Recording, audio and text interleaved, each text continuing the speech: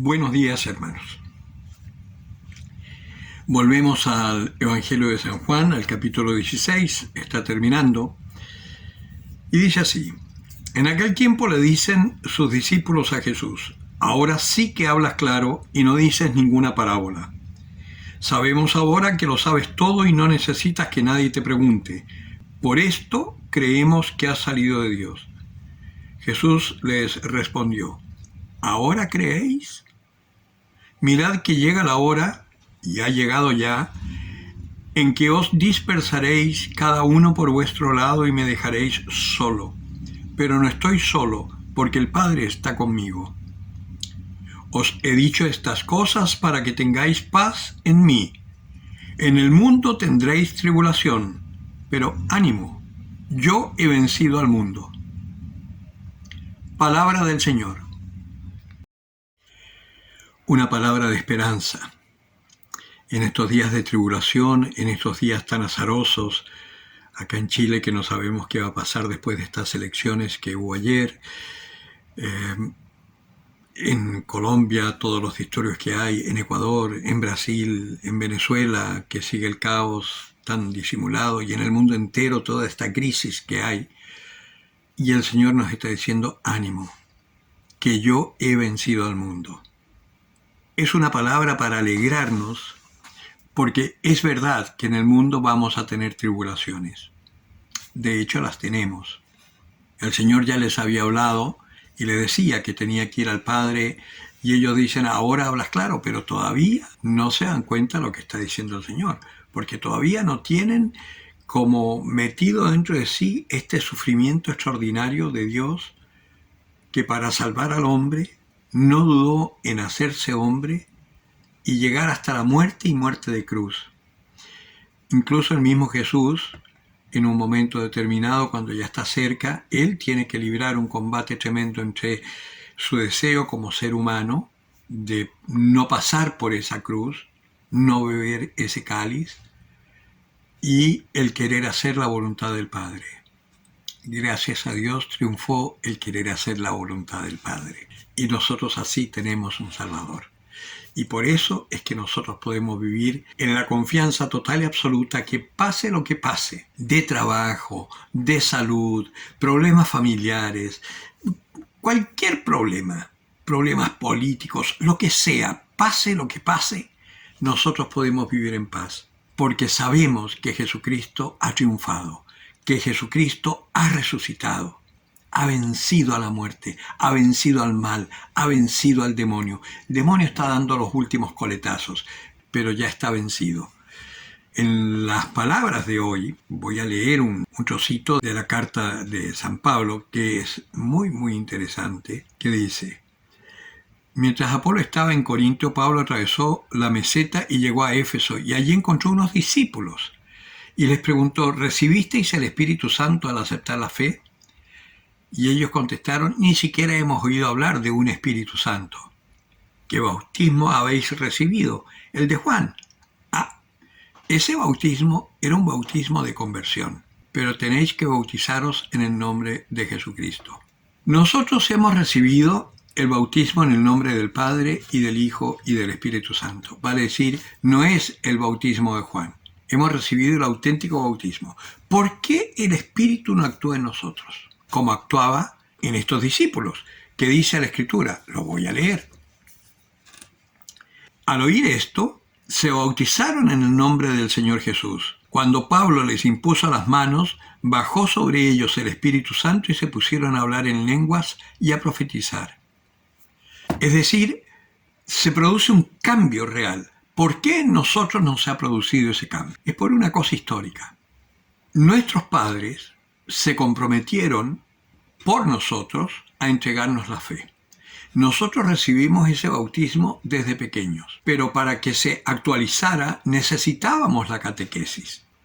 En esta palabra de San Juan nos dice que Pablo fue a la sinagoga y estuvo profetizando, estuvo ahí en la sinagoga por 3 meses. Pablo fue a la sinagoga y durante 3 meses habló en público del reino de Dios, tratando de persuadirlos. A nosotros no nos dieron nunca esas catequesis. A lo más que recibimos fue de la mamá o del papá, del que era más religioso: pórtate bien o Dios te va a castigar. Tienes que portarte bien, no puedes hacer eso, no puedes... Hemos recibido una cosa de puros no tienes, no puedes, debes, tienes. Y jamás nos han hablado del amor de Dios, del poder del Espíritu Santo en profundidad. Entonces, claro, somos débiles y hemos crecido tendiendo siempre al pecado porque no hemos tenido nunca la fuerza para combatir el pecado original en nosotros. Después hicimos la primera comunión, pero las catequesis de la primera comunión, ¿de qué nos sirvieron? De poco. Porque al no tener las catequesis previas, el Espíritu Santo no está actuando en nosotros para abrir nuestro entendimiento y saber lo que estamos recibiendo. Y por eso muchas veces, no fui a misa, no comulgó, no pasa nada. Y no tenemos la clara conciencia de la maravilla de este alimento espiritual que es el alimentarse del cuerpo de Jesucristo. Después vino la confirmación. ¿Qué es la confirmación? La confirmación se supone que nosotros, ya conscientes, adultos, decimos sí, creo en lo que mis padres me han dado y deseo ser educado por la Iglesia para llegar a ser cristiano. Confirmo lo del bautismo de mis padres. Eso es la confirmación. Pero ¿qué pasa? Que hacen las catequesis, se confirman y no vuelven a la Iglesia. No sigue más. Yo lo llamo cariñosamente el sacramento de la despedida. Entonces, el problema no es del poder de Dios o no. El problema es que nosotros no hemos sido evangelizados correctamente. Por lo tanto, el bautismo que hemos recibido aún está como en potencia en nosotros, pero no se ha hecho en acto. ¿Qué es lo que hay que hacer entonces? Ahora con la pandemia, mantenernos así, escuchando la palabra de Dios, participando en la Eucaristía virtualmente, haciendo un poco lo que yo les decía, tomar la escritura. Entre paréntesis, me han pedido que les enseñe cómo escrutar. Así que voy a hacer un video chiquitito explicando cómo podéis escrutar. Es una de las tantas formas, tampoco es la única, pero es la que yo conozco y la que a mí me ha ayudado mucho. Cierro paréntesis. Entonces, escrutando las escrituras. Otra forma de mantenernos hasta que esta pandemia se termine y en las parroquias se pueda volver a evangelizar con el catecumenado. Seremos perseguidos, dice el Señor. Pasaremos tribulación, sí. Y también dentro de nuestra misma iglesia. Porque así está profetizado. Sí, nosotros no vamos a ser más que Jesucristo.